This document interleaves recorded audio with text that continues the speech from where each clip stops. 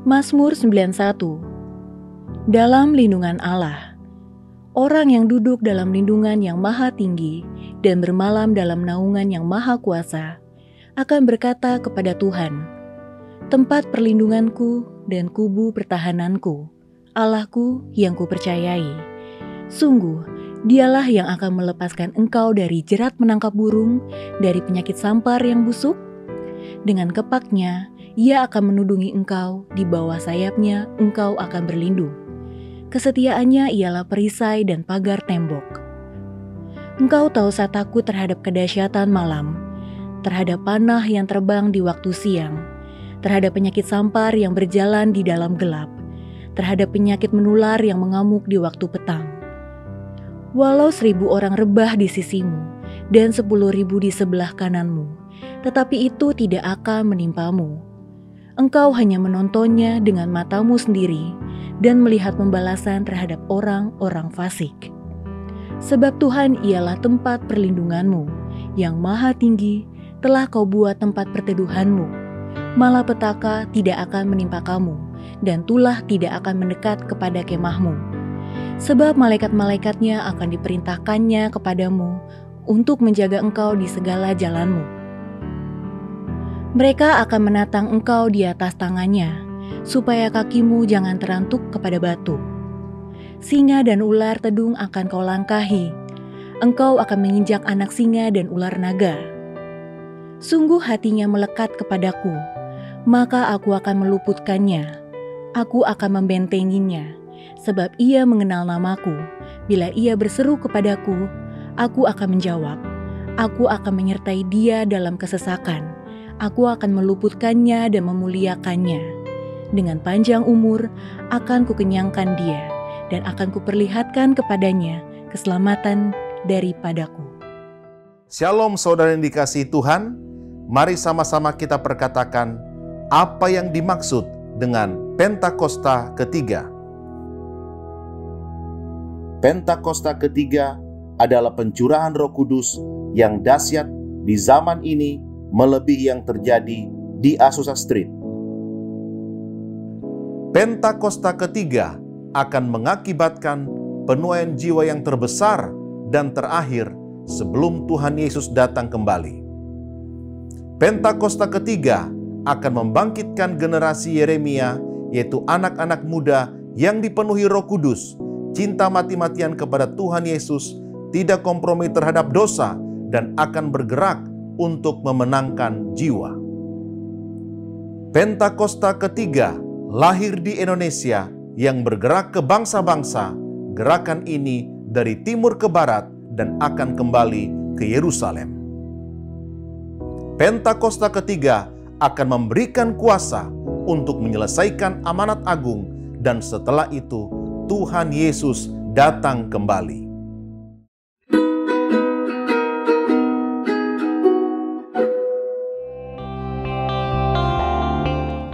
Hello Church, dalam hidup ini kita akan mengalami masa-masa yang enak maupun yang tidak enak.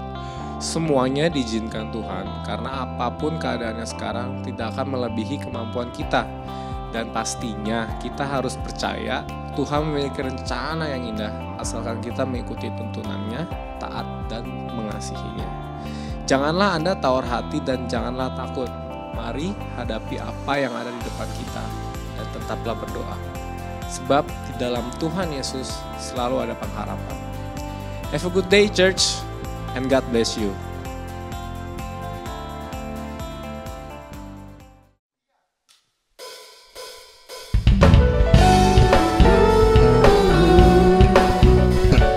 Mari bersukacita bersama-sama dalam hadirat Tuhan.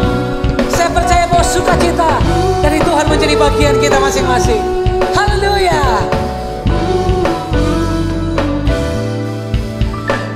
Bersuka karena kebaikan-Mu, dalam hadirat Tuhan ku akan bersuka, ku kan bernyanyi puji kebesaran-Mu, dan hatiku bersuka karena lagi ku kan bersuka, ku kan bersuka karena kebaikan-Mu, dalam hadirat Tuhan ku akan bersuka, ku kan bernyanyi puji kebesaran-Mu, dan hatiku bersuka karena Tuhan.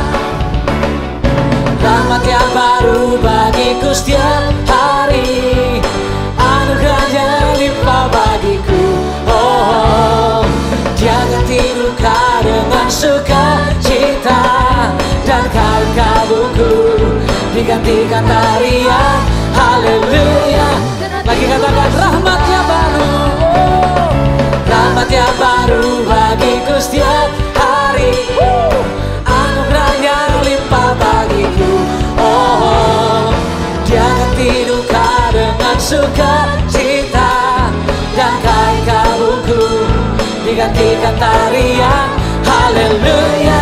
Dan hatiku bersuka. Tepuk tangan yang terbaik buat Allah kita. Amin. Sama-sama ku kan bersuka. Bersuka karena kebaikan-Mu. Amin. Dalam hadirat Tuhan ku akan bersuka, ku kan bernyanyi puji kebesaran-Mu, dan hatiku bersuka. Ayo angkat suaramu lagi, sama-sama katakan. Kan bersuka karena kebaikan-Mu. Dalam hadirat Tuhan ku akan bersuka, ku kan bernyanyi puji kebesaran-Mu, dan hatiku bersuka. Mari sama-sama. Rahmat yang baru bagiku setiap hari, anugerahnya bagiku. Oh, Dia ganti duka dengan sukacita, dan kain kabungku digantikan tarian. Haleluya. Sekali lagi, rahmat yang baru bagiku setiap anugerahnya. Oh, Dia ganti duka dengan sukacita, dan kain kabungku digantikan tarian. Haleluya. Mari jemaat Tuhan, angkat suaramu, sama-sama katakan rahmat yang baru. Rahmat yang baru. Angkat suaramu lebih baik lagi bagi Dia. Anugerahnya limpah. Dia ganti duka dan kain kabungku digantikan tarian. Haleluya. Sekali lagi, rahmat-Nya baru, oh, bagiku setiap hari, anugerahnya limpah bagiku. Oh, Dia ganti duka dengan sukacita, dan kain kabungku digantikan tarian. Haleluya. Dan hatiku bersuka. Haleluya, haleluya. Dan hatiku bersuka. Haleluya, haleluya. Dan hatiku bersuka.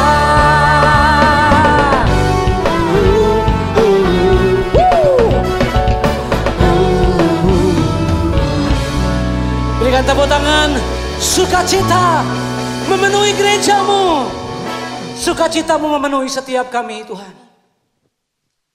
Kami mau datang di hadapan Tuhan, bawa segala penyembahan kami. Bapak Ibu Saudara, mari datang dengan ucapan syukur di hadapan Tuhan. Apapun keadaan yang sedang kau lewati hari ini, apapun situasi yang sedang kau jalani lalui hari-hari ini, mari nyatakan dengan cinta di hadapan Tuhan bahwa Engkau segalanya dalam hidup kami. Tidak ada yang dapat memisahkan kami dari kasih-Mu ya Tuhan. Entahkah itu penderitaan, entahkah itu tantangan, entahkah itu sakit penyakit atau kesulitan apapun. Kami mau janji di hadapan-Mu, tidak akan pernah menjauhkan kami dari kasih-Mu. Terima kasih Tuhan. Thank you Lord. Thank you Jesus.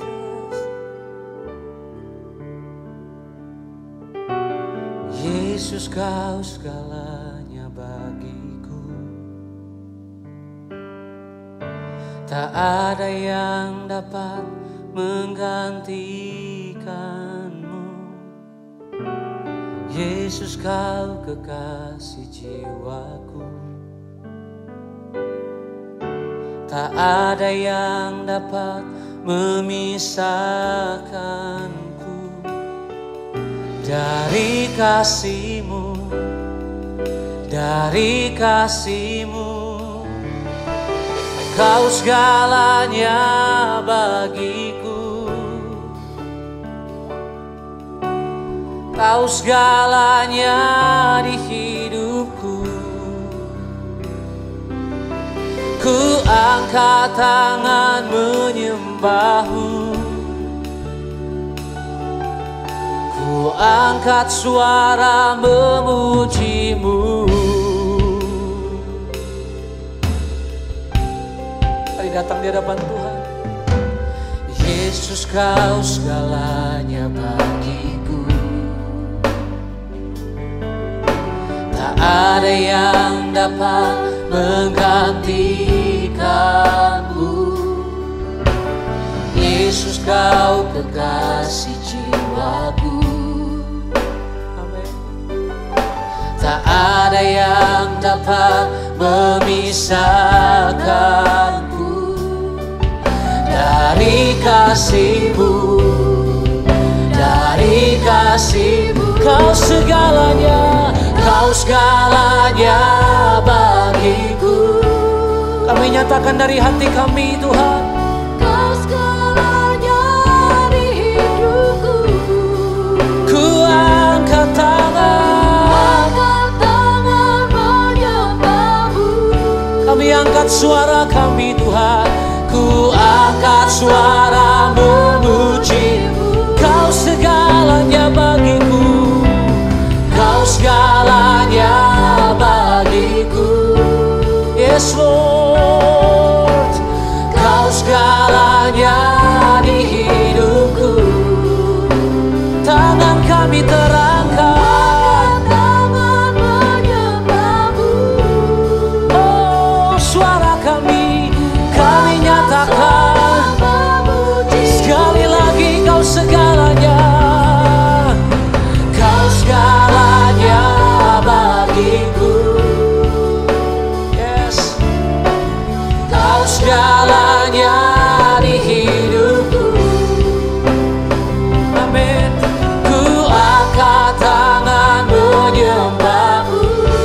Kami angkat suara kami, Tuhan, ku angkat suara memuji-Mu. Mari yang wanita angkat suaramu di hadapan Tuhan. Yesus, Kau segalanya. Yesus, Kau segalanya bagiku. Kasih-Mu, Tak ada yang dapat mengganti. mari katakan yang teriak, katakan Yesus. Yesus, Kau segalanya bagiku. Tak ada yang dapat memisahkanku dari kasih-Mu, dari kasih-Mu. Sama-sama katakan, Kau segalanya Bagiku, Kau segalanya di hidupku. Kau segalanya di hidupku. Ku angkat tangan menyembah-Mu, ku angkat suara memuji-Mu, ku angkat suara sekali lagi. Kau segalanya, Kau segalanya bagiku. Mari nyatakan di hadapan Tuhan, Kau segalanya Di hidupku, tanganku terangkat. angkat tangan menyembah-Mu. Ku angkat suara, ku angkat suara. Memuji-Mu. Mari satu hati sama-sama. Oh, oh. Mari nyatakan. Oh,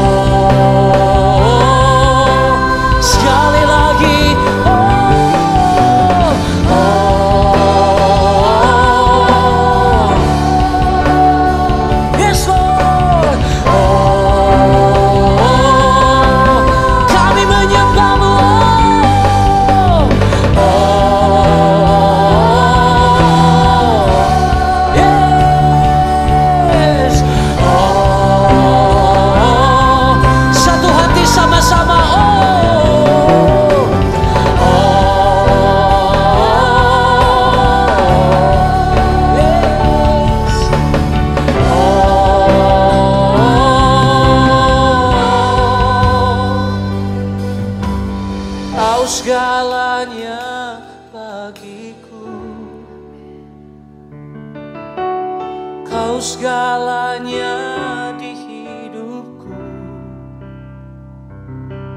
Ku angkat tangan menyembahmu. Ku angkat suara memujimu. Mari jemaat Tuhan angkat suaramu, katakan. Kau segalanya bagiku. Kau dengar pengakuan kami Tuhan. Kau segalanya Tidak ada yang lain di hidup kami. Sebab itu kami angkat kedua tangan kami. angkat tangan menyembahmu. Ku angkat suara. Angkat suara Serukan, kau segalanya bagiku. Oh, kau segalanya bagiku. Yes, Lord. Kau segalanya di hidupku. Ku angkat tangan menyembahmu. Ku angkat suara. Ku angkat suara. Sekali lagi.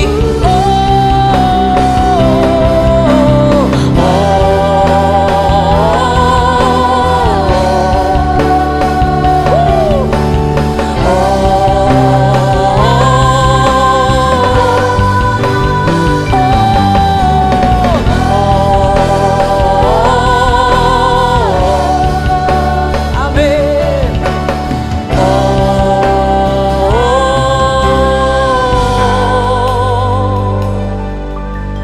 Ini penyembahanku. Ini pengakuan dari hati kami Tuhan. Tidak ada yang dapat memisahkan kami dari kasih-Mu. Tidak ada yang dapat memisahkan kami dari cinta-Mu Tuhan. Kami bawa sembah kami. Kami bawa nyanyian kami. Mari angkat suaramu sembah Tuhan.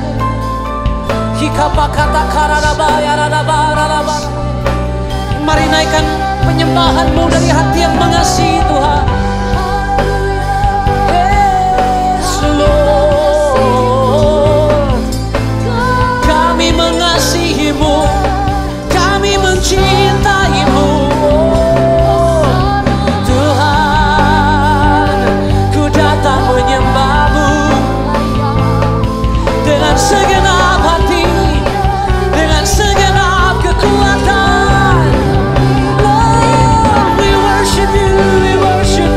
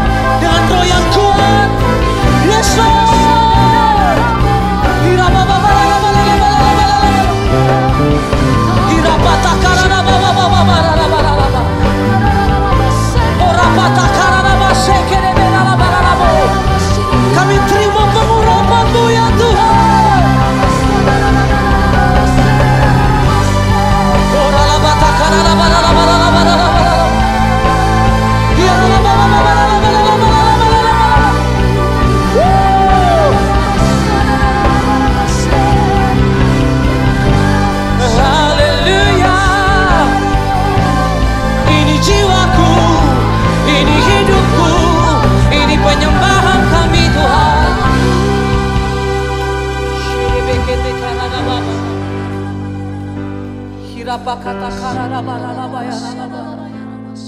Kiararaba syata kararaba ta kararaba baba. Mari angkat penyembahanmu dengan bahasamu di hadapan Tuhan. Oh raraba syata kararaba raba. Oh dia baba raba. Thank you Jesus. Kaulah segalanya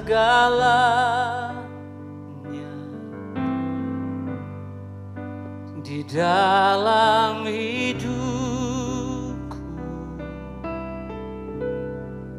kerajaanmu, kebenaranmu, itu bagianku.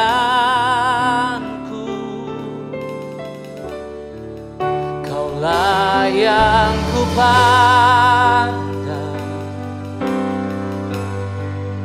selama hidupku. Mari nyatakan mengasihimu, memuliakanmu, Bapa dan Raja. Lagi sama-sama, kaulah segalanya, kaulah segalanya. Amin. Di dalam hidupku,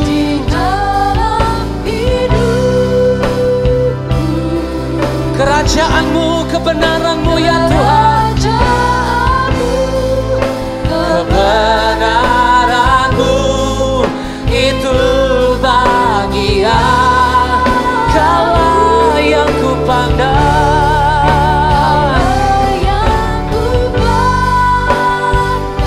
selama hidupku, selama hidup. Kami mengasihimu ya Tuhan, memuliakanmu, Bapa dan Raja. Mari sambil angkat kedua tanganmu di hadapan Tuhan. Kaulah segalanya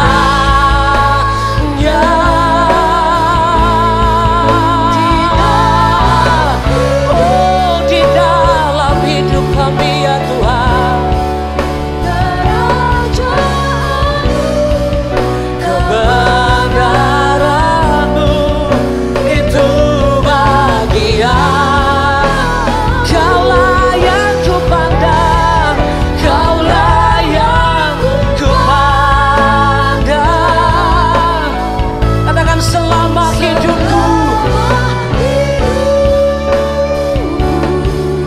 Amin. Mengasihimu, memuliakanmu, Bapa dan Raja. Mari nyatakan mengasihimu Tuhan, mengasihimu, memulia, mengasihimu, mengasihimu. Sekali lagi mengasihimu, mengasihimu, memuliakanmu, Bapa dan Rajaku.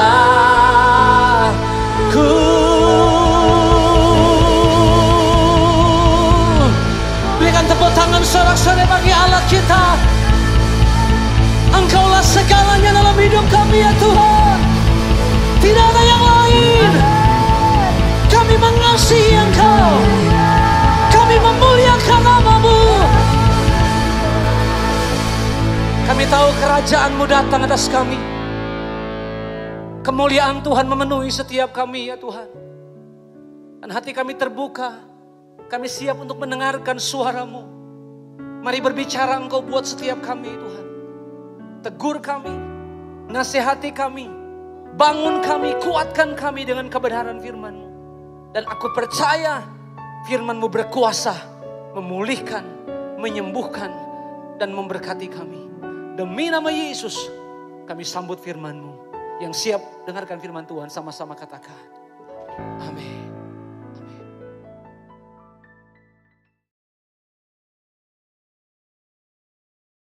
Shalom saudara terkasih, saya percaya kita semua semangat menjalani tahun yang baru ini.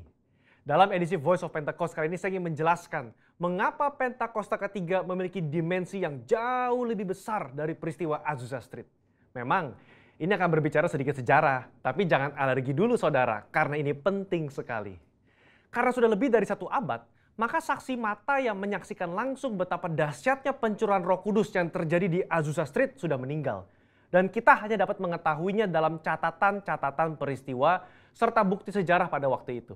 Salah satunya yang ditulis dalam buku 100 peristiwa penting dalam sejarah kekristenan. Tercatat bahwa harian Los Angeles Times hari Rabu tanggal 19 April 1906 memberitakan sebuah pertemuan diadakan di sebuah pondok yang hampir rubuh di Azusa Street. Dan para pengikut doktrin-doktrin yang mengerikan ini mempraktekkan upacara-upacara paling fanatik, mengkhotbahkan teori-teori liar, dan memaksakan mereka sendiri dalam keadaan kegembiraan yang tidak waras dengan semangat mereka sendiri. Nah saudara, publisitas negatif semacam ini malah sesungguhnya membantu mengumpulkan massa. William Seymour tiba di Los Angeles di bulan Februari tahun 1906. Dan dia mulai berkhotbah serta membangun pelayanannya di Azusa Street. Penantian akan pencurahan Roh Kudus terjawab. Dan pada bulan April, dalam sebuah ibadah, Roh Kudus tercurah dan orang mulai berkata-kata dengan bahasa yang baru. Sebenarnya, pernah ada beberapa orang berbahasa lidah yang muncul dengan tiba-tiba di negara itu dan di Eropa pada tahun-tahun silam. Tetapi Azusa Street merupakan ledakan terbesar. Gerakan yang diawali oleh William Seymour ini kemudian melanda dunia, melampaui etnis, suku, ras, dan dikenal dengan gerakan atau aliran Pentakosta. Inilah yang kita beri istilah sebagai Pentakosta kedua. Setiap hari Minggu kita memperkatakan bersama-sama. Pentakosta ketiga adalah pencurahan Roh Kudus yang dahsyat di zaman now, melebihi yang terjadi di Azusa Street. Pernyataan ini bukanlah sekedar pernyataan iman semata, apalagi klaim sepihak dari gembala sidang atau gembala pembina. Pernyataan ini terkait dengan 2 aspek. Yang pertama, aspek historis. Pada tahun 1909, William Seymour pernah tercatat bernubuat, dalam 100 tahun yang akan datang akan ada kebangunan rohani lain seperti yang terjadi di Azusa, dan kemuliaan Shekinah akan kembali. Dan kegerakan Allah tersebut akan lebih besar dan lebih luas dari yang terjadi di Azusa. Tidak hanya terjadi di satu tempat atau kepada beberapa orang saja, melainkan akan menjangkau seluruh dunia. Dan kegerakan itu tidak akan berakhir, bahkan sampai kedatangan Tuhan. Amin. Haleluya. Dengan menyampaikan secara gamblang dan terbuka nubuatan yang beliau terima, menjadi bukti bahwa pernyataan Pentakosta ketiga lebih dahsyat dari yang terjadi di Azusa Street bukanlah klaim sepihak dari pihak kita, melainkan sudah menjadi janji, rencana, dan kehendak Tuhan. Dalam nubuatan tersebut dinyatakan 3 hal yang membuat Pentakosta ketiga lebih dahsyat dari kegerakan Azusa Street, yaitu dari sisi kuantitas, tidak hanya terjadi di satu tempat atau kepada beberapa orang saja, melainkan di banyak tempat dan kepada banyak orang. Sisi jangkauan, bukan hanya kepada satu kota atau satu negara saja, tetapi ke berbagai negara di berbagai benua di bumi ini. Yang ketiga, sisi rentang waktu.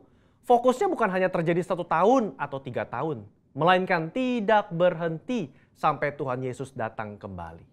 Aspek yang kedua yaitu aspek teologis atau biblikal. Alkitab kita menyebutkan istilah hujan awal atau yoreh terkait musim menanam dan hujan akhir, malkos, yang terkait dengan musim menuai, sebagaimana yang kita temukan dalam ayat-ayat berikut ini. Berdasarkan prinsip hujan awal dan hujan akhir, dapat kita pahami bahwa hujan awal pencurahan Roh Kudus mengawali kelahiran gereja. Dan hujan akhir pencurahan Roh Kudus mengawali penuaian jiwa terbesar dan terakhir sebelum kedatangan Tuhan Yesus yang kedua kali. Hujan akhir pencurahan Roh Kudus jauh lebih dahsyat daripada hujan awal. Karena penuaian jiwa-jiwa yang terjadi jauh lebih besar. Bradley Truman Knoll dalam bukunya berkata, konsep hujan akhir memberikan struktur kepada kisah kegerakan Pentakosta kita bahwa akan datang pencurahan Roh Kudus yang dahsyat sebelum kedatangan Tuhan Yesus kali yang kedua. Kita sekarang berada di era di mana hujan akhir itu sedang dicurahkan. Tujuan dari hujan akhir ini memiliki 2 sisi, yakni Pemberitaan Injil Kerajaan kepada seluruh dunia, di mana kita menjadi saksi dan mempersiapkan berkas tuaian untuk siap dituai. Haleluya.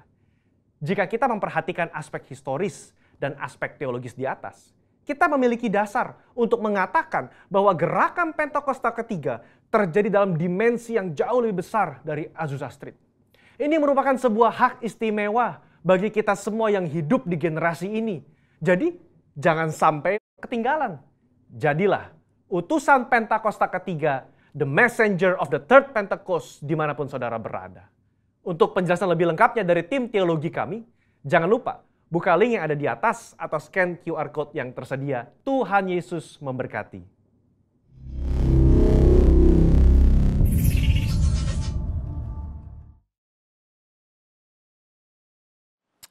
Haleluya, pujian yang sangat memberkati kita dalam penyembahan sebelum kita masuk dalam firman Tuhan.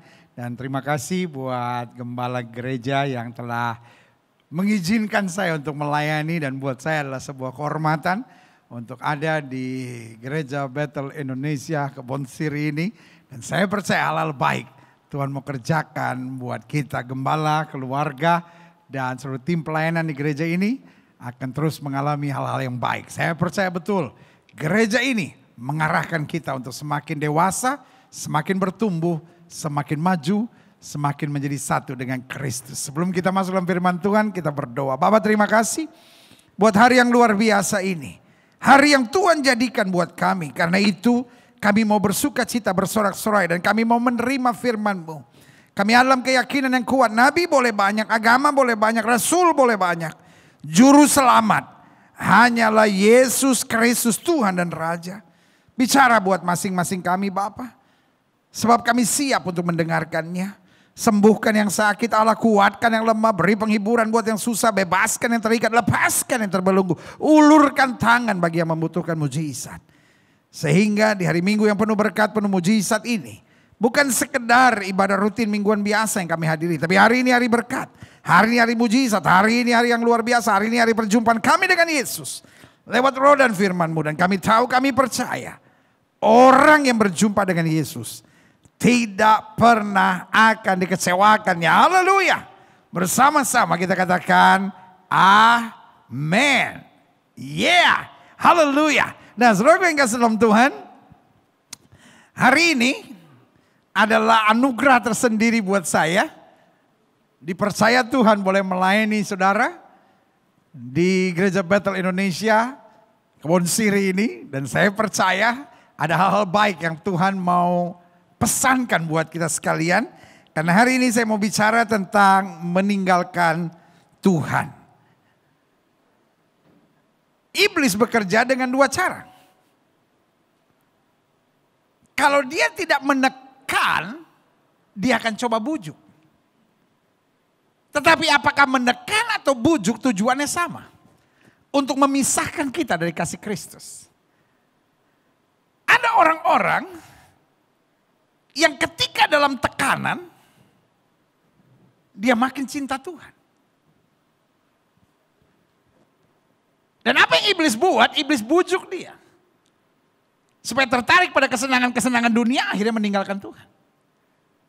Tapi ada orang-orang sebaliknya. Kalau lagi kaya, lagi sukses, waduh cinta Tuhan luar biasa. Iblis itu licik. Dia tahu titik lemah kita dan dia mau menyerang. Makanya selalu saya bilang, Christian journey is a constant spiritual warfare. Perjalanan iman Kristen kita adalah peperangan rohani yang terus menerus. Tapi Alkitab dengan tegas berkata, umat yang mengenal Allahnya akan tetap kuat dan bertindak. Haleluya. Yeah. Buka Alkitab kita sama-sama. 2 Tawari 24 ayat 23 sampai 27. Pada pergantian tahun tentara Aram maju menyerang Yoas. Dan masuk ke Yehuda dan Yerusalem. Dari bangsa itu semua pemimpin habis dibunuh dan mereka segala jalan dikirim mereka kepada raja negeri Damsyik.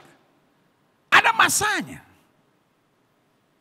Tantangan demi tantangan, serangan demi serangan. Sampai membuat kita kehilangan pegangan dalam hidup ini dan hari-hari ini. pandemi ini menyebabkan banyak orang stres. Banyak orang tertekan, banyak orang kehilangan segala-galanya. Ayat 24. Walaupun tentara Aram itu datang dengan sedikit orang. Pandemi ini tidak separah cancer sebetulnya. Ya kan virus ini hanya virus flu biasa. Virus corona ini sebetulnya kena alkohol mati. Kena sabun mati.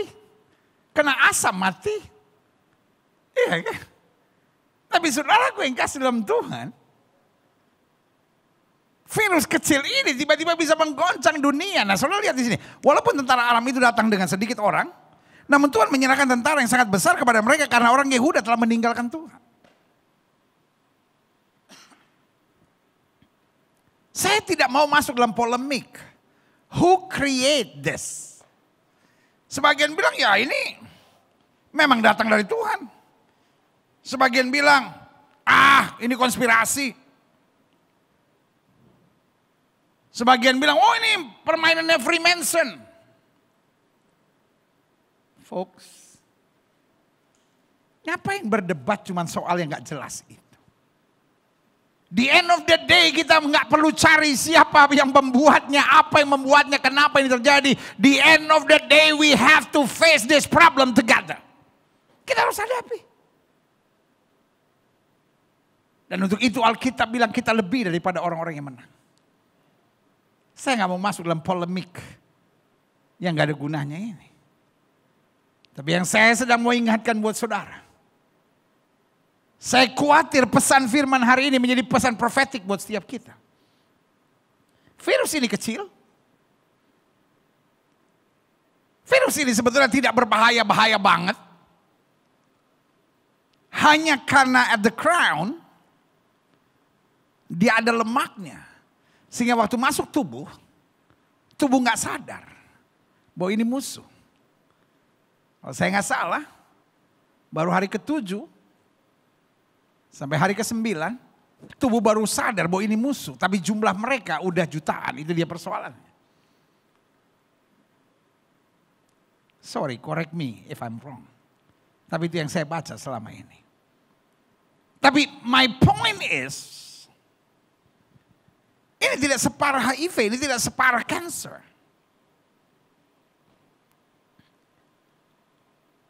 Tetapi Tuhan izinkan. Karena orang Yehuda telah meninggalkan Tuhan. Saya juga khawatir hal yang sama terjadi. Tuhan izinkan turun di muka bumi ini. Karena saya terlalu percaya. Saudara boleh main dengan teori konspirasi. Saudara boleh main, oh ini gerakan Freemason. Ini gerakan orang-orang tertentu. Jangan-jangan ini kelompoknya Bill Gates. Segala macam boleh disebut. Tapi buat saya simple. Saya terlalu percaya apa saja yang Yesus mau pasti jadi. Apa saja yang Yesus tidak mau tidak bisa terjadi. Yes. Amin. Freemason boleh buat apapun. Gerakan apapun boleh buat apapun. Tapi kalau Yesus gak mau gak jadi. Tapi kenapa Yesus izinkan? Alkitab sudah bilang di akhir zaman akan ada masa yang sukar. Segala sesuatu yang digoncangkan akan digoncangkan. Supaya tinggal tetap kerajaan tidak tergoncangkan. I'm proud of my Bible. Saya bangga dengan Alkitab saya. Everything is written. Segala sesuatu yang sudah dinubuatkan. Dan juga dijelaskan kenapa bisa terjadi. Walaupun tentara Aram itu datang dengan sedikit orang. Namun Tuhan menyerahkan tentara yang sangat besar kepada mereka. Karena kenapa seluruh dunia bisa digoncangkan oleh virus kecil yang bernama Corona. Karena orang Yehuda telah meninggalkan Tuhan, Allah nenek moyang mereka. Saya khawatir. Tuhan sedang memberi warning. Tuhan izinkan sesuatu. Karena dunia telah meninggalkan Tuhan. Dan Alkitab bilang ini seperti zaman Nuh. Manusia akan kawin dan mengawinkan dan gak sadar. Bahwa dunia sedang menuju kehancurannya. This is an early warning from God. Segala sesuatu yang bisa digoncangkan akan digoncangkan. Alkitab bilang hari Tuhan itu datang begitu berat. Alkitab sampai menceritakannya, bahkan pahlawan pun sampai menangis. Dan itu yang terjadi hari-hari ini. Orang kaya bahkan mati, orang hebat, orang berkedudukan mati. Orang-orang berpangkat mati, saudara. Preman-preman mati. Nggak ada yang itu jago. Zaman dulu kita kalau lihat preman badan besar, bertato, kita takut. Zaman sekarang saya nggak takut lihat preman badan besar. Kita batuk aja, lari dia. Iya kan? Debt collector datang ke rumah. Kita cuma bilang, aduh maaf Pak, saya nggak bisa keluar. Badan lagi nggak enak, lagi nggak bisa cium nih. Kabur dia, oh iya Pak.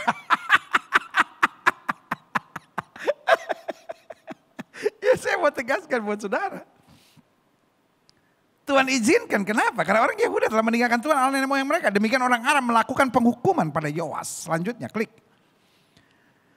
Ketika mereka pergi daripadanya, mereka meninggalkannya dengan luka-luka berat. Pegawai-pegawainya mengadakan persepakatan terhadap dia karena darah anak Imam Yoyada itu. Lalu membunuhnya dari tempat tidurnya. Ia mati dan dikuburkan di kota Daud.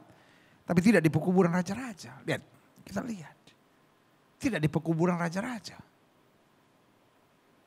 Mungkin buat sebagian saudara ini adalah penafsiran alegoris, tetapi kita lihat. Jangan-jangan ini yang sedang terjadi. Manusia sekarang dikuburkan. Sembarangan. Dibungkus dengan plastik. Gak bisa diadakan penghormatan. Dan ini seperti apa yang sedang terjadi hari-hari ini, ayat 26. Mereka mengadakan persepakatan terhadap dia adalah Zabat, anak Simeat, perempuan Ammon, dan Yozabat, anak Simrit, perempuan Moab. Klik. Tentang anak-anaknya dan ucapan ilahi yang baik terhadap dia serta tentang perbaikan rumah Allah. Semua itu tertulis dalam tafsiran kitab Raja-Raja. Maka Amasya anaknya menjadi raja menggantikan dia. Artinya apa? Ada masanya tekanan ini. Tetapi ada masanya tekanan ini akan berlalu. Kalau saudara tanya kenapa Tuhan izinkan persoalan ini menjadi begitu berat. Kita tahu bahwa karena dunia telah meninggalkan Tuhan. Dan untuk itu Alkitab bilang manusia akan takut dan bingung dengan apa yang menimpa bumi. Bahkan banyak yang mati ketakutan. Dan semuanya ini sedang terjadi hari-hari ini. Tetapi jelas Alkitab bilang 1.000 boleh rebah di sisi kirimu, 10.000 boleh rebah di sisi kananmu, itu tidak akan menimpamu. Engkau akan menginjak anak singa dan ular naga. Kita imani. Itu akan terjadi dalam kehidupan kita. Nah saya pelajari, klik. Bahwa kebodohan terbesar dalam hidup ini memang adalah meninggalkan Tuhan. Jemaat Tuhan yang sedang bersama-sama menerima firman hari ini. Sama-sama bilang sama saya bodoh kalau saya meninggalkan Tuhan. Ya. Kalau saudara mau interaktif, ayo ketik di live chat saudara. Saya bodoh kalau saya meninggalkan Tuhan. Ya, ayolah ya kan. Ini interaktif ibadah kita ya kan. Saya mau saudara bukan hanya nonton-nonton aja. Ya saya nonton-nonton Gilbert. Apa nonton-nonton? Emang lu pikirin drama Korea apa? Ini bukan tontonan, ini ibadah. Saya mau saudara aktif sekarang. Ketik di live chat saudara. Saya bodoh kalau saya meninggalkan Tuhan. Yes. Ya. I saw it.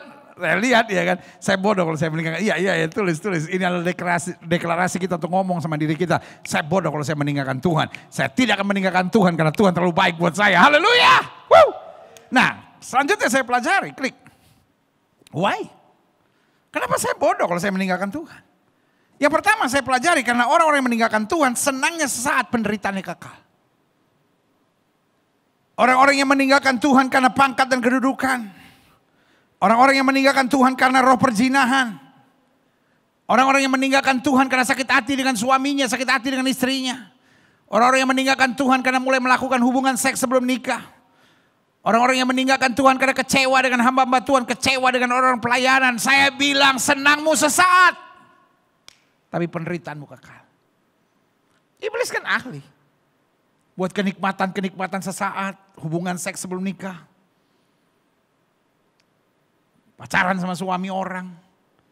Selingkuh sama perempuan lain. Bergaul dengan obat-obat terlarang.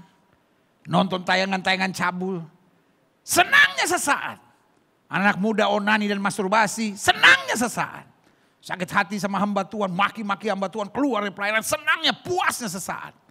Tapi selanjutnya iblis membelenggu dan menghancurkan hidup kita. Yang kedua, kenapa meninggalkan Tuhan saya sebut adalah kebodohan terbesar. Karena orang yang meninggalkan Tuhan akan selalu terjajah dan dipermainkan oleh iblis. Tahukah saudara? Iblis gak takut sama orang yang kuat. Iblis gak takut sama orang yang punya banyak karunia. Iblis gak takut sama orang yang sudah dipenuhi Roh Kudus. Iblis hanya takut sama orang yang tetap dekat dengan Tuhan dan bergaul dengan Tuhan. Karena sehebat apapun orang dipenuhi Roh Kudus dapat digoncang iblis kalau kita mulai menjauh dari Tuhan. Makanya Daud bilang hanya dekat Allah saja aku tenang. Amin. Siapapun saudara, engkau harus tetap dekat sama Tuhan. Hamba-hamba Tuhan yang saya sayang dalam kasih Kristus, engkau harus tetap dekat sama Tuhan. Para pengusaha, ibu-ibu rumah tangga, adik-adik muda, dokter, pengacara, hakim, polisi, tentara, siapapun saudara, engkau harus dekat sama Tuhan. Saudara-saudara yang sedang difitnah, saudara-saudara yang sedang dikhianati, saudara-saudara yang sedang terserang COVID. Firman Tuhan buat setiap saudara hari ini sederhana. Dekat Tuhan. Waktu kau dekat Tuhan, engkau dekat dengan sumber mujizat. Engkau dekat Tuhan, kau dekat dengan sumber kemenangan. Engkau dekat Tuhan, engkau dekat dengan sumber di mana kuasa dahsyat akan terjadi. Haleluya. Yang ketiga, mengapa meninggalkan Tuhan adalah kebodohan terbesar? Karena orang yang meninggalkan Tuhan akan kehilangan damai sejahtera dan kekuatan. Daud sampai bilang begini, melewati lembah kekelaman aku tidak takut bahaya. Gadamu dan tongkatmu menjadi penghiburan, menjadi sumber damai sejahtera, menjadi sumber kekuatan bagiku. Orang yang tidak dekat dengan Tuhan, orang yang meninggalkan Tuhan, saya lihat masih banyak yang hidupnya sukses. Tidak sedikit orang yang akhirnya berkata, dia tuh buktinya meninggalkan Tuhan pendeta, sekarang rumahnya lebih besar, jabatannya lebih bagus, sekarang kelihatannya oke-oke aja tuh. Tuhan gak hajar dia, Tuhan gak pukul dia. Ya habis gimana? Ya memang kadang-kadang orang gereja juga gak benar. Dengar. Orang yang meninggalkan Tuhan, ada yang kelihatannya lebih sukses kok. Tapi yang pasti satu tidak bisa kita tipu. Orang yang meninggalkan Tuhan kehilangan damai. Orang yang meninggalkan Tuhan kehilangan kekuatan. Kehilangan kepastian dalam langkah-langkahnya untuk percaya bahwa Tuhan yang menjaga, melindungi aku dan memberikan aku kepastian damai sejahtera. Yang keempat, mengapa meninggalkan Tuhan adalah kebodohan terbesar? Saya pelajari karena orang yang meninggalkan Tuhan akan tersesat dan menuju kebinasaan. Tadi saya bilang awalnya nikmat. Iblis menyamar sebagai malaikat terang. Tujuannya dia pisahkan kita dari kasih Kristus, lalu kemudian dia bawa kita pada ketersesatan. Untuk menuju pada kebinasaan. Sehingga kita pikir bercerai itu normal kok. Kita pikir merokok, minum mabuk wajar kok. Kita pikir hidup dalam kebencian, kepahitan wajar pendeta karena dia memang nyakitin hati saya. Iblis ahli dalam membuat pembenaran kesalahan kita akibat kita punya alasan yang kelihatannya logis dan masuk akal. Tapi sebagai hamba Allah saya hanya mau ingatkan buat saudara. Hidup Kristen bukan mencari pembenaran. Tapi hidup Kristen mencari kebenaran. Karena Alkitab saya bilang, if you know the truth will set you free. Kalau kamu tahu kebenaran itu akan memerdekakan kamu. Selanjutnya saya pelajari. Mengapa bisa terjadi orang yang sudah mengenal Tuhan sampai bisa meninggalkan Tuhan? Yang pertama saya pelajari karena terbujuk dengan segala kesenangan dunia. Tadi saya sudah bilang. Kalau iblis tidak bisa menekan, dia bujuk kita. Untuk merasa ya beriman sih beriman. Tapi sekali-sekali kan gak apa-apa gitu ya kan. Jadi Kristen jangan terlalu munafik lah. Ya kan tuh akhirnya kan kita akan menikah. Jadi sekedar melakukan hubungan seks sebelum nikah wajar lah. Ya saya kan anak Tuhan tapi kan saya juga bisnismen pendeta di tengah pandemi gini kan stres. Kadang-kala istri saya gak mau mengerti. Kebetulan Tuhan kirim ada seorang wanita yang mau ngerti saya. Bukan Tuhan yang kirim, setan yang kirim. Main-main aja saudara. Kualak amat Gilbert. Untung gembala gak sering-sering undang dia. Makanya I'm happy hari ini melayani saudara.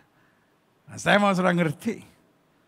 Mengapa bisa terjadi orang yang sudah mengenal Tuhan, orang yang sudah pelayanan sampai bisa meninggalkan Tuhan karena terbujuk dengan segala kesenangan dunia. Yang kedua, mengapa bisa terjadi orang yang sudah mengenal Tuhan sampai bisa meninggalkan Tuhan? Karena kecewa dan tertekan dengan berbagai masalah. Selalu saya bilang, menghadapi hal-hal yang menyakitkan dan mengecewakan bukan pilihan. Tapi menjadi kecewa adalah pilihan. Kita bisa saja menghadapi hal-hal yang menyakitkan, tapi kita berkata seperti Ayub. Tuhan yang memberi, Tuhan yang mengambil, terpujilah nama Tuhan. Kita bisa saja menghadapi hal-hal yang menyakitkan, tapi kita berkata seperti Ayub. Aku tahu kau sanggup melakukan segala sesuatu dan tidak ada rencanamu yang gagal. Kita bisa saja menghadapi hal-hal yang menyakitkan, tapi kita berkata seperti Yusuf. Manusia boleh mereka-rekakan yang jahat, Allah mereka-rekakan untuk kebaikan. Kita bisa saja menghadapi hal-hal yang menyakitkan, tapi kita berkata seperti Paulus. Aku tahu kepada siapa aku percaya, aku yakin dia berkuasa. Kita bisa saja menghadapi hal-hal yang menyakitkan, tapi kita berkata seperti Daud. Sekalipun ayahku dan ibuku meninggalkan aku, Tuhan menyambut aku. Kejadianku dahsyat dan ajaib, jiwaku benar-benar menyadarinya. Menghadapi hal-hal yang menyakitkan, bukan pilihan. Tetapi apakah kita mau kecewa dan menjadi tersakiti karenanya, itu adalah pilihan. Karena kita tetap bisa menentukan pilihan. Apakah saya tetap mau beriman pada Tuhan dan percaya. Roma 8 ayat 28, Allah turut bekerja dalam segala perkara untuk mendatangkan kebaikan. Atau saya membiarkan iblis mengintimidasi pikiran saya sehingga saya menjadi kecewa. Wah, suami saya, wah istri saya, wah hamba Tuhan itu, wah ini. Saudaraku, Yesus bilang apa, berbahagialah orang yang tidak menjadi kecewa dan menolak aku. Saya berdoa. Saudara-saudara yang sedang disakiti, dilukai, dikecewakan. Hari ini bangkit dan bilang, aku punya Tuhan yang hidup. Aku tahu dia tidak pernah meninggalkan aku. Haleluya. Yang ketiga, mengapa bisa terjadi orang yang sudah mengenal Tuhan sampai bisa meninggalkan Tuhan? Yang pertama, karena terbujuk dengan segala kesenangan dunia dan kita tidak mau terbujuk. Yang kedua, karena kecewa dan tertekan dengan berbagai masalah. Dan hari ini kita belajar mau bersyukur dan beriman bahwa Allah turut bekerja dalam segala perkara untuk mendatangkan kebaikan. Yang ketiga, karena tertipu dan terintimidasi iblis dalam hati dan pikiran. Karena selalu saya bilang, iblis menyamar sebagai malaikat terang. Ada banyak orang kenapa sampai meninggalkan Tuhan? Karena tertipu. Iblis itu bapa segala pendusta. Kenapa ada banyak orang bercerai? Karena tertipu. Dalam pikirannya sudah. Saya udah ngalah, saya udah buat apapun pendeta. Tapi buktinya gak ada jalan keluar. Cuma perceraian bisa bikin jalan keluar. Itu intimidasi iblis. Alkitab saya bilang Allah benci perceraian. Terus Tuhan mau saya menderita. Dengar. Tuhan yang sama yang berkata aku benci perceraian. Tuhan yang sama yang berkata mari kamu yang letih lesu dan berbeban berat aku beri kelegaan kepadamu. Kita kadang kala terintimidasi di hati dan pikiran. Kita pikir udah gak ada jalan. Saya gak mungkin bisa lepas dari narkoba. Saya gak mungkin bisa lepas dari seks bebas. Saya gak mungkin bisa lepas dari hubungan seks sebelum nikah ini. Karena ikatan itu sudah begitu kuat. Saya gak bisa lepas dari narkoba ini. Saya gak bisa lepas dari ini. Saya gak bisa lepas. Hari ini saya mau bilang. Itu suara setan. Kalau engkau sakit dan tiba-tiba ada suara yang bilang. Aku akan mati. Pertanyaan saya, suara Tuhan atau suara setan? Setan! Saudara, apa suara Tuhan? Kaget saya pendeta. Loh. Setiap kali saudara punya masalah rumah tangga, tiba-tiba ada suara yang bilang, rumah tangga saya akan hancur. Setiap kali saudara ada masalah ekonomi saya hancur. Saya mau tanya, itu suara Tuhan atau suara setan? Gak mungkin suara Tuhan, pasti suara setan. Dan berita baiknya, the devil is a liar and never tell any truth. Iblis itu pendusta dan gak pernah ngomong yang benar. Kalau ada suara-suara seperti itu tolak. Langsung ucap syukur. Misalnya saudara sakit nih. Tiba-tiba ada suara kamu gak bisa sembuh. Bilang, terima kasih Tuhan. Setan sedang menipu aku. Artinya Tuhan sedang mempersiapkan kesembuhan yang dahsyat bagi aku. Haleluya. Kalau ada suara yang berkata rumah tanggamu tidak bisa dipulihkan. Bilang sama Tuhan, Tuhan terima kasih. The devil is panicking. Setan sedang panik. Karena aku tahu Tuhan sedang mempersiapkan pemulihan rumah tangga yang luar biasa. Haleluya. Yeah. Mengapa bisa terjadi orang sudah mengenal Tuhan sampai bisa meninggalkan Tuhan? Satu, karena terbujuk dengan segala kesenangan dunia. Dua, karena kecewa dan tertekan dengan berbagai masalah. Tiga, karena tertipu dan terintimidasi iblis dalam hati dan pikiran. Dan yang keempat, karena terpengaruh dengan lingkungan. Kita jadi orang suka gak enakan. Ya habis gimana ya pendeta, kita kan masih hidup di dunia. Hidup Kristen bukan kasar. Tapi hidup Kristen harus tegas dan punya prinsip. Kita ada di dunia tapi kita bukan hidup secara duniawi. Alkitab dengan tegas bilang, kalau kamu tidak miring ke kiri maupun miring ke kanan, hidup kamu diberkati. Kamu tidak akan turun. Kamu akan dipimpinnya naik. I know life is tough. Saya tahu hidup ini keras, saudaraku yang kasih dalam Tuhan. Tapi selama kita mengandalkan Tuhan, apa yang tidak pernah kita pikirkan itu yang Tuhan sediakan.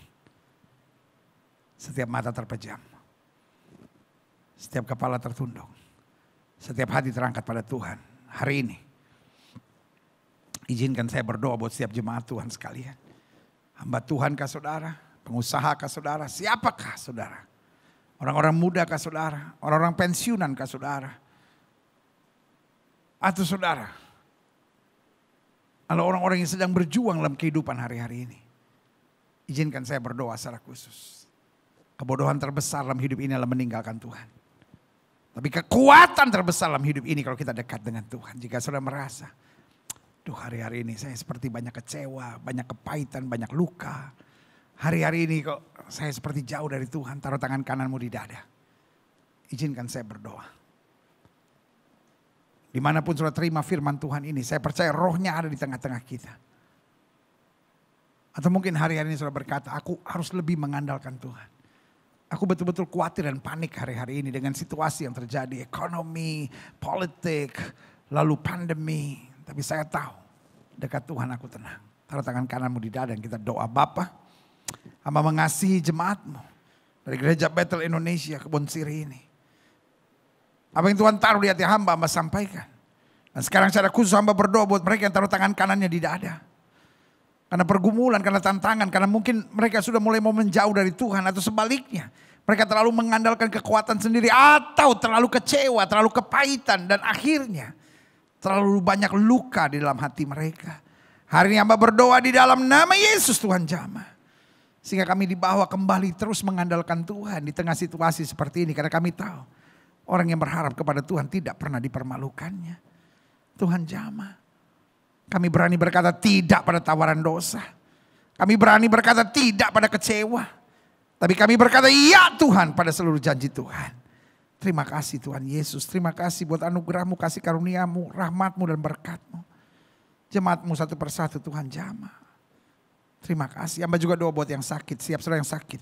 Dengar firman Tuhan, tanda-tanda ini akan menyertai orang percaya. Bahwa mereka akan tangan buat yang sakit dan yang sakit akan disembuhkan. Dengan iman. Setiap saudara yang sakit, letakkan tangan kananmu di bagian tubuh yang sakit. Dan kita doa, Bapa, janjimu ya dan amin. Itu kami imani. Lihat setiap mereka yang letakkan tangannya di bagian tubuh yang sakit. Karena firman-Mu berkata, orang percaya akan tumpang tangan buat yang sakit dan yang sakit akan disembuhkan. Dengan iman kami tolak sakit penyakit, kami tolak kelemahan tubuh. Kami tolak campur tangan kegelapan. Kami tolak segala virus. Kami tolak segala bakteri, kuman, infeksi. Bahkan segala serangan-serangan kuasa kegelapan kami patahkan kuasa di dalam nama Yesus, setan keluar. Engkau tidak punya kuasa atas tubuh orang percaya. Karena tubuh kami telah dibeli dengan harga mahal itu darah Yesus. Oleh darah yang tercurah tubuh kami adalah bait Roh Kudus, bukan tempat penyakit. Kami perintahkan sekarang keluar dalam nama Yesus. Kuasa kesembuhan, berkat, mujizat mulai terjadi. Karena kami percaya Yesus kami tidak berubah dulu, kemarin, hari ini dan sampai selama-lamanya. Dengan iman kami nyatakan oleh bilur-bilur Kristus kami yang percaya sudah dijamah dan disembuhkan Tuhan dengan kuasa-Mu yang luar biasa. Terima kasih Bapak. Setiap saudara yang sudah doakan untuk kesembuhan. Tanamkan dalam rohmu kau sembuh oleh bilur Yesus. Jangan bimbang. Karena Alkitab berkata sesuai dengan imanmu jadi padamu. Dan sekayu salib Yesus berkata sudah selesai. Semua harga dosa, harga penyakit, harga penderitaan sudah diselesaikan Yesus dari sekayu salib. Tinggal kita imani, kita tahu. Baginya tidak ada perkara yang mustahil. Silakan Tuhan, turunkan tangan. Tuhan berkati Bapa. Hamba mau mengasihi jemaat-Mu satu persatu. Apa yang Tuhan taruh di hati hamba sudah hamba sampaikan bagi umat-Mu. Hamba doa firman termeterai. Apa saja yang mereka kerjakan dibuat Tuhan berhasil.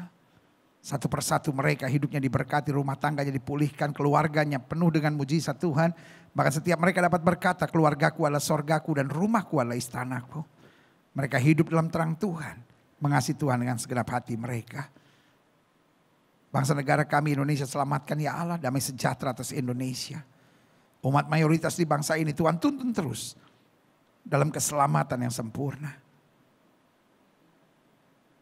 Hal-hal baik boleh terus terjadi di bangsa kami. Ekonominya baik, keamanannya baik, politiknya baik di dalam nama Yesus. Bapak Presiden, Wakil Presiden dan seluruh staf-staf, mulai dari pimpinan pusat sampai daerah-daerah, semua dalam takut akan Tuhan. Dukun paranormal, kuasa kegelapan dihalaukan dari bangsa ini. Di dalam nama Yesus. Hal-hal baik boleh terus terjadi. Tidak lupa gereja ini yang Tuhan percayakan untuk terus mengabarkan Injil di masa-masa ini. Tuhan berkati gereja ini. Gembala, keluarga terus dalam berkat Tuhan. Dan seluruh staf pengembalaan. Hamba-hamba Tuhan. Bahkan seluruh jemaat-jemaatnya mengalami terobosan-terobosan yang luar biasa. Bahkan berlaku firman, apa yang tidak pernah mereka pikirkan. Itu yang Tuhan sediakan buat hidup mereka. Mereka terus mengabarkan Injil. Mentuntaskan amanat agung. Untuk pergi. Jadikan sekalian bangsa murid Kristus. Di dalam nama Yesus, kami siap untuk senantiasa menjadi pelaku-pelaku firman dimanapun Tuhan tempatkan. Haleluya. Sama-sama kita katakan amin, amin, amin. Haleluya. Saudaraku yang kasih dalam Tuhan, sebuah kebanggaan buat saya dapat melayani jemaat Tuhan sekalian. Saya berdoa jemaat Tuhan makin bertumbuh, makin kuat, makin jadi saksi Tuhan, dan makin siap sehati mentuntaskan amanat agung untuk memberitakan Injil dimanapun Tuhan tempatkan. Terima kasih buat kesempatan saya melayani dan waktu selanjutnya kembali buat pimpinan setempat. Haleluya. Terima kasih Anda telah mengikuti ibadah online pada hari ini. Kami mengajak Anda untuk berdoa, menyembah Tuhan, dan mendengar pesan firman Tuhan dalam acara Aku Menyembah via Zoom. Setiap hari Senin sampai Sabtu pukul 5 pagi. Berikut adalah informasi meeting ID dan passcode Zoom. Ibadah minggu tetap dapat Anda ikuti secara online melalui YouTube channel GBI Kebon Sirih. Untuk ibadah online minggu depan, pada hari Minggu tanggal 12 September 2021, ibadah akan dimulai pukul 6 pagi. Pesan firman Tuhan akan disampaikan oleh Pastor Riza Solihin. Ibadah dapat dilihat setiap saat setelah waktu penayangan. Kami kembali mengajak Anda mengikuti GBI Kebon Sirih Wednesday Bible Wisdom dengan tema Nusantara Melawan COVID-19 bagian 2 pada hari Rabu tanggal 8 September 2021 pukul 6 pagi bersama Aruna Wiryolokito dan host Rino Pramodito. Acara ini dapat dilihat setiap saat setelah waktu penayangan. Persembahan umum, syukur, dan persepuluhan dapat Anda berikan melalui QR Code berikut ini. Scan QR Code yang tertera di layar dan langkah selanjutnya dapat mengikuti proses yang tertera di aplikasi e-payment Anda. Persembahan melalui QR Code tidak dipungut biaya apapun. Persembahan umum, persepuluhan, diakonia, dan bantuan COVID-19 dapat Anda transfer ke nomor rekening berikut ini.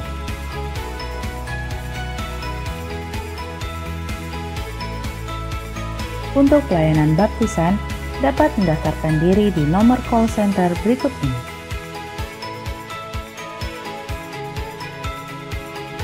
GBI Kebon Sirih telah menyalurkan bantuan bagi mereka yang terpapar COVID-19. Berupa vitamin dan obat-obatan kepada pengerja dan jemaat, juga bantuan diberikan kepada anak-anak dan pengurus panti asuhan Bukit Karmel, serta membagikan nasi box kepada anak jalanan, pemulung, pengamen, dan ojek online yang mengalami dampak dari COVID-19. Terima kasih untuk setiap bantuan dan persembahan dari Bapak, Ibu, Saudara. Tuhan Yesus memberkati.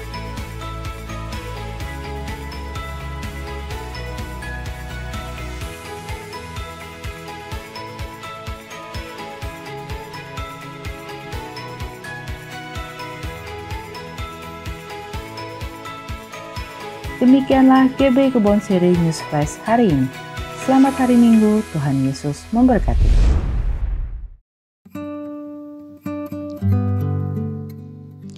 Mari jemaat Tuhan, kita siapkan hati kita untuk berdoa. Terima kasih Tuhan Yesus untuk pembicara yang telah menyampaikan firman Tuhan di ibadah online pada hari ini. Tuhan memberkati keluarga dan pelayanannya. Kami juga berdoa Tuhan untuk Gembala Sidang, Bapak Pendeta Niko Nyotora Harjo, dan keempat Wakil Gembala, Gembala Rayon, serta Gembala Cabang GB Kebon Siri, dan Gembala-Gembala Kul, biar Tuhan memberkati dan Tuhan mengurapi mereka senantiasa. Kami juga berdoa untuk jemaat GB Kebon Siri dan semua yang mengikuti ibadah online pada hari ini. Tuhan Yesus memberikan hikmat dan segala usaha dan pekerjaan di tengah-tengah masa pandemi COVID-19. Tuhan mencukupkan apa yang menjadi kebutuhan mereka. Kami juga berdoa Tuhan bagi anak-anak muda generasi Yeremia agar Tuhan bangkitkan menjadi terang bagi generasi ini. Kami berdoa buat bangsa kami Indonesia, Tuhan pulihkan dari COVID-19 dan ekonomi bangkit kembali dalam nama Tuhan Yesus. Kami berdoa buat pemerintahan, presiden, wapres, pementeri, dan gubernur, dan bupati, serta sampai kepada desa. Diberi hikmat Tuhan dalam menjalankan pemerintahan. Takut akan Tuhan turun atas mereka, damai sejahtera Tuhan turun atas Indonesia. Dan kami siapkan hati kami Tuhan untuk menerima berkat melalui hamba-Mu. Mari arahkan hati kita dan angkat kedua tangan kita di hadapan Tuhan. Jemaat Kebon Siri dan jemaat yang mengikuti ibadah online, terimalah damai sukacita, berkat yang berlimpah-limpah dari Allah Bapa yang Maha Kuasa, cinta kasih Tuhan kita Yesus Kristus, persekutuan manis dengan Roh Kudus menyertai Anda sekalian mulai sekarang dan sampai Tuhan Yesus menjemput di awan-awan dan sampai selama-lamanya. Jemaat Kebon Siri dan jemaat yang mengikuti ibadah online katakan amin. Kami memujikan besar. Mari sambil angkat kedua tanganmu katakan ajaib Tuhan. Ajaib Tuhan. Oh ajaib Tuhan. Ajaib. Kami memuji kebesaran-Mu.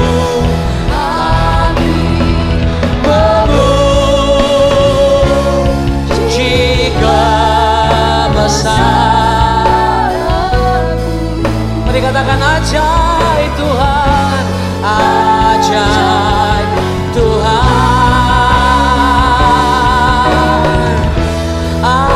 ajaib Tuhan, ajaib Engkau Tuhan, ajaib Tuhan,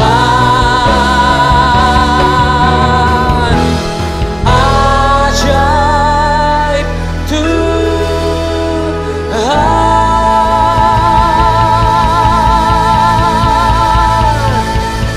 Di dalam nama Tuhan Yesus kami mengucap syukur. Sama-sama katakan amin.